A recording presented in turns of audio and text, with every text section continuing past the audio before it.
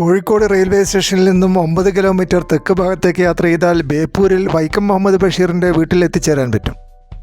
ബഷീറിൻ്റെ ഒരു ഫോട്ടോ വീട്ടിൻ്റെ വാതിൽക്കലും കാണാൻ പറ്റുന്നുണ്ട്. ഞങ്ങൾ അവിടെ പോയപ്പോൾ ബഷീറിൻ്റെ പേരക്കുട്ടി ഞങ്ങൾക്ക് കോമ്പൗണ്ട് നടന്നു കാണുവാനുള്ള അനുവാദം തന്നു. ബഷീറിൻ്റെ പ്രിയപ്പെട്ട മാംഗോസ്റ്റിൻ മരവും ഞങ്ങൾക്ക് അവിടെ കാണുവാൻ പറ്റി. ധാരാളം സ്കൂൾ കുട്ടികളും കലാകാരന്മാരും ബുദ്ധിജീവികളും താടിക്കാരും ഇവിടെ സന്ദർശിക്കാൻ വരുന്നുമുണ്ട്.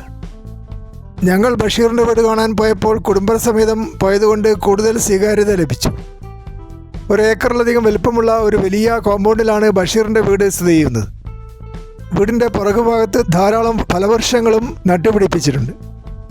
ബഷീറിൻ്റെ കഥകളിൽ വായിക്കുന്ന കേരളീയ ശൈലിയിലുള്ള ഒരു വീട്ടിൻ്റെ പറമ്പ് നമുക്കവിടെ കാണുവാൻ പറ്റും.